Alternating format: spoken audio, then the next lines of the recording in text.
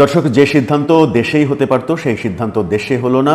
7 সমুদ্র 13 নদী পাড়ি দিয়ে 12-14 ঘন্টার বিমান যাত্রা করে যেখানে যেতে হয় সেই লন্ডনে হলো অবশেষে। তেমনটাই মনে হতে পারে দৃশ্যত। আদতেও সিদ্ধান্ত হলো কিনা, নাকি সিদ্ধান্তের মাঝখানে কোনো ফাঁক ফোকর থাকলো, এই সিদ্ধান্তই কার্যকর হবে কিনা, নাকি সামনে নতুন জটিলতা তৈরি হবে, এই প্রশ্নগুলো এখন উত্থাপিত হওয়াও শুরু করেছে। রাজনৈতিক দলগুলোর বিভিন্ন প্রতিক্রিয়া আসতে যখন শুরু করেছে তখন এই সিদ্ধান্ত কার্যকর হওয়া না হওয়া ব্যাপারে সামনে যে আরও অনেক চটকদার ঘটনা ঘটবে সেটা সহজেই বলা যায়। বলছিলাম প্রফেসর ইউনূস এবং তারেক রহমানের বৈঠক এবং নির্বাচন ফেব্রুয়ারির প্রথমার্ধে হওয়ার ব্যাপারে যে ঐক্যমত্য, আক্ষরিক অর্থে বলা হচ্ছে যে ঐক্যমত্য হয়েছে, সেই ঐক্যমত্য আদৌ হলো কিনা, নাকি শর্তের বেড়াজালে সেই ঐক্যমত্যের ব্যাপারটা বদলেও যেতে পারে।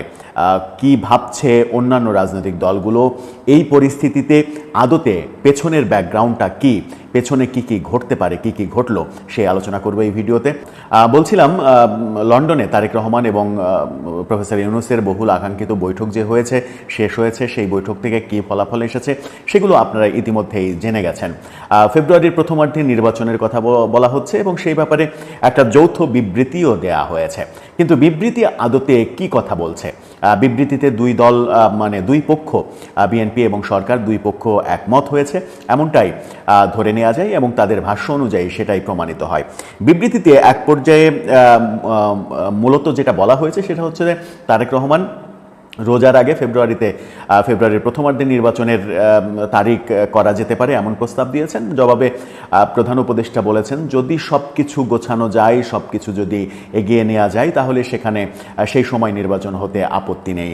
এক্স্যাক্ট ভাষাটা যেটা হচ্ছে প্রধান উপদেষ্টার, সেটা হচ্ছে যে প্রধান উপদেষ্টা বলেন যে তিনি আগামী বছরের এপ্রিলের প্রথমার্ধের মধ্যে নির্বাচন অনুষ্ঠানের ঘোষণা দিয়েছেন। সকল প্রস্তুতি সম্পন্ন করা গেলে 2026 সালের রমজান শুরু হওয়ার আগের সপ্তাহেও নির্বাচন আয়োজন করা যেতে পারে। সেই ক্ষেত্রে সেই সময়ের মধ্যে সংস্কার ও বিচারের বিষয়ে পর্যাপ্ত অগ্রগতি অর্জন করা প্রয়োজন হবে। অর্থাৎ এখানে একটা শর্ত দেয়া হয়েছে, যদিও সেই শর্ত দেওয়ার পরেও বিএনপির পক্ষ থেকে এটাকে সাধুবাদ জানানো হয়েছে। শর্তটা হচ্ছে যে সকল প্রস্তুতি যদি সম্পন্ন করা যায় এবং বিচার এবং সংস্কার প্রক্রিয়া যদি যথাযথভাবে অগ্রগতি হয়, তাহলেই ফেব্রুয়ারির প্রথমার্ধে নির্বাচন হতে পারে। এই শর্তের বেড়াজালেই ব্যাপারটা লেন্দি করার একটা অপশন সরকারের হাতে থাকলো। কিন্তু সরকার কি সেটা লেন্দি করবে, নাকি সরকার ফেব্রুয়ারির প্রথমার্ধেই নির্বাচন করবে? এই প্রশ্নটা কোটি টাকার প্রশ্ন। চলুন প্রেক্ষাপটটা একটু নানাভাবে বিশ্লেষণ করার চেষ্টা করি। যদি আমি এনসিপির কথা ধরি, তাহলে এনসিপি কি বলছে? এনসিপি নেতা নাসিরউদ্দিন পাটোয়ারি অলরেডি বলে ফেলেছেন সরকার বিএনপির পক্ষে কাজ করছে। এছাড়া তিনি ভয়ঙ্কর একটা কথা বলেছেন সরকার এবং বিএনপি মানুষকে পাশ কাটিয়ে তারা দুই পক্ষ একীভূত হয়ে নতুন একটা গভীর সংকট তৈরির পাঁয়তারা করছে।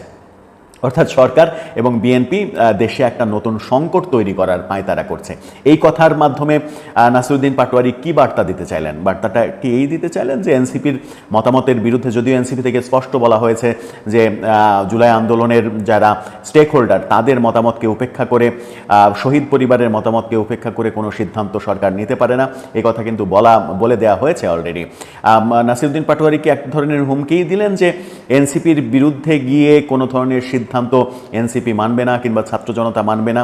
কিন্তু ছাত্র জনতা আদৌ এনসিপি, মানে ছাত্র জনতা বলতে জুলাই আগস্ট যে অভ্যুত্থান, যে বিপ্লব, সেই বিপ্লবে যে ব্যাপক সংখ্যক মানুষ অংশগ্রহণ করেছে, তারা কি সবাই এনসিপির পক্ষে অবস্থান করছে? এখন সহজ সরল উত্তর হচ্ছে তারা অবস্থান করছে না। এখন করছে না এই কারণেই যে তখন আন্দোলনের সময় বিএনপি এবং জামাত সব থেকে বড় ভূমিকা পালন করেছিল পেছন থেকে। এনসিপির পাশ থেকে অনেকটা জামাতও সরে গেছে বলে দৃশ্যত মনে হচ্ছে, আর বিএনপি তো পুরোপুরি সরে গেছে। সেই কারণে এনসিপির সমাবেশে এখন আর লোকজন দেখা যায় না, লোক সমাবেশ তারা করতে পারে না। এরকম অবস্থায় তারা যদি দাবি করে যে জুলাই অভ্যুত্থানের পক্ষের শক্তির বিপক্ষে গিয়ে কোনো সিদ্ধান্ত নেওয়া হচ্ছে, তাহলে তো বিএনপিকেও জুলাই অভ্যুত্থানের বিপক্ষের শক্তি বলতে হবে, জামাতকেও বলতে হবে। বিএনপি কি শেখ হাসিনা বিরোধী কোনো অভ্যুত্থানের বিপক্ষ শক্তি হতে পারে? বাস্তবতা কি রয়েছে? সেই বাস্তবতা নেই। বিএনপির কর্ণধার তারেক রহমান এবং প্রফেসর ইউনূসের যে মিটিং হলো, সেই মিটিংয়ে এক ধরনের খসড়া সিদ্ধান্ত, যদিও বলা হচ্ছে যে সিদ্ধান্ত হয়েছে, ঐক্যমত্য হয়েছে, ফেব্রুয়ারিতে নির্বাচন হবে, রোজা শুরু হচ্ছে ফেব্রুয়ারির 17-18 এই সময়ে, তার আগের সপ্তাহে নির্বাচন হবে। মানবজমিন বলছে যে ফেব্রুয়ারির 12 তারিখে নির্বাচন হতে পারে, ফেব্রুয়ারির 12 তারিখ বৃহস্পতিবার, সেই দিন নির্বাচন হতে পারে। বৃহস্পতিবার নির্বাচন হবে কিনা সেই ব্যাপারেও একটা ব্যাপার রয়েছে। বৃহস্পতিবার সাধারণত অফিস খোলার দিন, সেটা না করে শনি অথবা শুক্রবার এই দিনে নির্বাচন হওয়াটা বেটার কিনা সেই আলোচনা তো হতেই পারে। আবার যখন এপ্রিলের কথা নির্বাচনের কথা বলা হয়েছিল, তখন আমরা বাংলাদেশের 12টি যে সংসদ নির্বাচন হয়েছে সেই সংসদ নির্বাচনের ইতিহাস ঘাটলে দেখতে পাই যে কখনোই বাংলাদেশে এপ্রিলে নির্বাচনের ঘটনা ঘটেনি। এই সরকার যখন ঘোষণা দিয়েছিল এপ্রিলের কথা, তখন আমরাও বলেছিলাম এপ্রিলে নির্বাচন করা সম্ভব নয়, নানা বাস্তবতাতেই সম্ভব নয়। এখন সেটা আস্তে আস্তে প্রমাণিত হচ্ছে। আবার ফেব্রুয়ারির নির্বাচনে, ফেব্রুয়ারিতে যে নির্বাচন, বিএনপির প্রথম যে নির্বাচন, প্রেসিডেন্ট জিয়াউর রহমানের যে নির্বাচন, সেই নির্বাচনের হিসাব থেকে শুরু করে বিএনপির কিন্তু ফেব্রুয়ারিতে নির্বাচন করার দিকেই ঝোঁক বেশি এবং বিএনপি ফেব্রুয়ারির নির্বাচনেই বেশি সফলতা রয়েছে। আবার 15ই ফেব্রুয়ারি বিতর্কিত নির্বাচনের ব্যাপারটাও বিএনপির দিকেই রয়েছে। সুতরাং বিএনপির নির্বাচনের ক্ষেত্রে এক ধরনের ফেব্রুয়ারি প্রীতি রয়েছে, সেটাও মোটামুটি ইতিহাস তাই বলে। একাধিক নির্বাচনে তারা ফেব্রুয়ারিতে নির্বাচন করেই জিতেছে, ফেব্রুয়ারির বাইরে নির্বাচন করে তারা ম্যাক্সিমামই হেরেছে। এই যখন ইতিহাস, তখন ফেব্রুয়ারিতে নির্বাচন বিএনপির চাওয়া আগে থেকেই ছিল। যা ডিসেম্বরের কথা তারা চাপ দিচ্ছিল, যেন ডিসেম্বর বললে 1-2 মাস পরে অন্তত ফেব্রুয়ারিতে নির্বাচনটা হয়। মোটা দাগে এখন বোঝা যাচ্ছে যে বিএনপির সফলতা আসলো, কিন্তু আদতে কি বিএনপির সফলতা আসলো, নাকি এই সফলতা ম্লান হয়ে যেতে একটুও সময় লাগবে না? কারণ প্রফেসর ইউনূস নির্বাচন নিয়ে নানা সময় নানা রকমের কথা বলেছেন। তিনিই প্রথম ডিসেম্বরে নির্বাচনের তত্ত্বটা বলেছিলেন, তারপরে তিনি ডিসেম্বর থেকে জুনে চলে গেলেন, তারপরে তিনি এপ্রিলে ঘোষণা করলেন, আবার তিনি ইউটার্ন নিয়ে এপ্রিল থেকে ফেব্রুয়ারিতে রাজি হলেন। কিন্তু সেখানে শর্ত রাখলেন যে সব প্রস্তুতি সম্পন্ন হলে, বিচার সংস্কার প্রক্রিয়া যথাযথ জায়গায় গেলে তাহলে এটা হতে পারে। ওই একটি পয়েন্টেই ফেব্রুয়ারিতে নির্বাচন না হওয়ার সম্ভাবনা প্রবল আকার ধারণ করতে পারে। সরকারের পরবর্তী কর্মসূচিতে সেটা বোঝা যাবে। যদিও high representative doctor Khalilur Rahman বলেছেন খুব শীঘ্রই নির্বাচন কমিশন নির্বাচনের তারিখ ঘোষণা করবে। সেই তারিখটা যে ফেব্রুয়ারিতে হবে আপাতত সেটাই বোঝা যাচ্ছে, কিন্তু এনসিপির বক্তব্যে মনে হচ্ছে যে সরকার এক ধরনের বেকায়দায় পড়তে যাচ্ছে। কিন্তু প্রশ্ন অন্য জায়গায়, সেটা হচ্ছে যে ফেব্রুয়ারিতে নির্বাচনে রাজি হওয়া প্রফেসর ইউনূসের মতের বিরুদ্ধে যদি হয়, অর্থাৎ এর আগে তো আমরা বুঝছিলাম, জানছিলাম এবং তাদের নানা কর্মকাণ্ডে এটাই বোঝা যাচ্ছিল যে প্রফেসর ইউনূসের সরকার দ্রুত নির্বাচন আসলে দিতে চায় না, নির্বাচন ডিলে করতে চায়, এমনকি জুনেও নির্বাচন দিতে চায় না। অনেকে বলেন নির্বাচন 5 বছর পরে দিতে চায়, 2030-এর পরে নির্বাচন করতে চায় তারা, এরকম নানা প্রচার ছিল। কিন্তু তারেক রহমানের সঙ্গে বৈঠকে তাকে খুবই হাস্যোজ্জ্বল দেখা গেছে, উৎফুল্ল দেখা গেছে। তাহলে কি তিনি ফেব্রুয়ারি নির্বাচনের পক্ষে মতামত দিয়েছেন? ফেব্রুয়ারি নির্বাচনের পক্ষে হঠাৎ করে যে সিদ্ধান্ত তিনি নিলেন কিংবা তারেক রহমানকে আশ্বস্ত করলেন, সেখানে এতটা হাস্যোজ্জ্বল তাকে কেন দেখা গেল? শুধুমাত্র ফেব্রুয়ারি নির্বাচনের ব্যাপারেই কি তিনি এত বেশি হাস্যোজ্জ্বল হওয়ার কথা? আমার মনে হয় না যে ফেব্রুয়ারি নির্বাচনের ইস্যুতে তার এত বেশি হাস্যোজ্জ্বল হওয়ার কথা। হ্যাঁ, তারেক রহমানের হাস্যোজ্জ্বল চেহারা সেটি হওয়ার কথা, কারণ তার প্রস্তাবই ছিল ফেব্রুয়ারিতে নির্বাচন করেন রোজার আগে, সেটাই প্রফেসর ইউনূস এক অর্থে রাজি হয়েছেন। কিন্তু প্রফেসর ইউনূসকে এত বেশি হাস্যোজ্জ্বল কেন দেখালো? তাহলে কি তাদের বৈঠকে আরও অনেকগুলো সিদ্ধান্ত হয়েছে যে সিদ্ধান্তের সম্ভাবনার কথা আমরা আলোচনা করেছিলাম? দুটো সম্ভাবনার কথা আলোচনা করেছিলাম।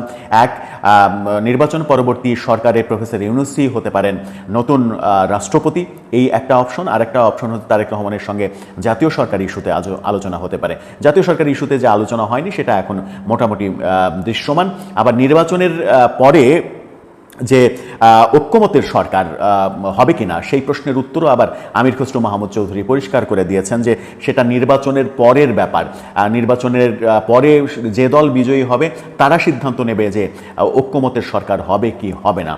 তাহলে আলোচনায় কি এই ব্যাপারটা উঠে এসেছে? তারেক রহমান এবং প্রফেসর ইউনূস একান্তে একা একা যখন বৈঠক করেছেন, তাদের বৈঠকের আগে হাই রিপ্রেজেন্টেটিভ খলিলুর রহমান এবং আমির খসরু মাহমুদ চৌধুরী দ্বিপাক্ষিক আলোচনা করেছেন।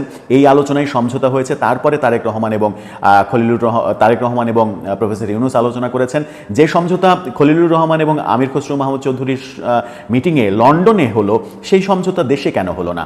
দেশেই তো সেই সমঝোতা হতে পারত, সেটা দেশে না হয়ে লন্ডনে গিয়ে কেন হলো? লন্ডনে গিয়ে কেন সমঝোতা করতে হলো? তার মানে কি এই যে বিমানের দূরত্ব, এই বিমানের দূরত্বটা এবং এটা যে কোনো সহজ সিদ্ধান্ত নয়, এই এত কঠিন সিদ্ধান্ত তারেক রহমান ছাড়া সম্ভব নয়, এই ব্যাপারটা প্রমাণের জন্যই কি সিদ্ধান্তটা ডিলে করা হচ্ছিল? আমরা স্পষ্ট দেখলাম যে খুবই সহজে 1.5 ঘন্টার একটা মিটিং হয়েছে, সব মিলিয়ে খলিলুর রহমান, আমির খসরু চৌধুরী, তারপরে সবাই মিলে, তারপরে একা একা, সব মিলিয়ে 1.5 ঘন্টার মিটিং হয়েছে। এই 1.5 ঘন্টার মিটিংয়ে এত বড় একটা সিদ্ধান্ত চলে আসলো, অথচ দেশে বিএনপি অভিযোগ করছিল তাদেরকে যমুনাতে যাওয়ার অনুমতি দেওয়া হয় না, তাদের কথা শোনাই হয় না। কেন এই দুই রকম দৃশ্য আমরা দেখলাম? তাহলে তারেক রহমানের সঙ্গে বৈঠকে কি এই ব্যাপারটা ফাইনাল হয়ে গেল যে বিএনপি সরকার গঠন করলে পরবর্তী রাষ্ট্রপতি হতে চলেছেন প্রফেসর ইউনূস? এই কারণেই প্রফেসর ইউনূসকে এত বেশি হাস্যোজ্জ্বল দেখালো। অনেকগুলো প্রশ্ন সামনে এসে যাবে, তবে সবথেকে বড় প্রশ্ন যেটা, সেটা হচ্ছে যে এই যে সমঝোতা হলো বলে মনে হচ্ছে ফেব্রুয়ারিতে নির্বাচন হবে। ফেব্রুয়ারির মানবজমিনের ভাষ্য যদি মেনে নেওয়া যায় যে 12 তারিখে কিংবা প্রথম সপ্তাহে 7 থেকে 10 তারিখ, 7 থেকে 12 এই সময়ের মধ্যেই নির্বাচন হবে, যদি হয়, নির্বাচনের ঘোষণা যদি হয় সেই সময়েই হবে, এটা মোটামুটি নিশ্চিত করেই বলা যায়। কারণ 17 তারিখ থেকে রমজান শুরু হচ্ছে, নির্বাচনের পরে সরকার গঠনের একটা সময় প্রয়োজন, সেই সরকার গঠনের সময়ের জন্য অন্তত 7 দিন 10 দিন সময় হাতে রাখা উচিত। সেই হিসেবে ফেব্রুয়ারির প্রথম সপ্তাহে নির্বাচন হওয়াটাই বেশি সুবিধাজনক আমার মনে হয়। সেটি আদতে হবে নাকি এনসিপি আজকেই যে ভাষ্য তারা দিয়েছে এবং বিএনপি সরকার মিলে নতুন যে গভীর সংকট তৈরির পাঁয়তারা করছে এমনটা বলেছে, সেই কথাতে আবার সরকার তার সিদ্ধান্ত থেকে ঘুরে যাবে কিনা, কিংবা সরকার এই ধরনের সিদ্ধান্ত নিতে গেলে এনসিপি কিংবা বৈষম্যবিরোধী আন্দোলনের যারা স্টেক হোল্ডার দাবি করেন, বিশেষ করে ছাত্ররা যারা, অন্যান্যদের তো তারা ক্রেডিট খুব একটা দিতে চান না, তারাই নিজেরা ক্রেডিট নিতে চান, তারা যদি বেঁকে বসে তাহলে প্রফেসর ইউনূসের সরকার কি করবেন সেটা একটা বড় প্রশ্ন। দর্শক, মোটা দাগে আপনার কি মনে হয়, শেষ পর্যন্ত এই সমঝোতা কি বাস্তবায়িত হবে? সমঝোতার পেছনে আড়ালে আরও কোনো সিদ্ধান্ত কি হয়েছে? আপনার মতামত জানিয়ে লিখতে পারেন আমাদের কমেন্ট বক্সে।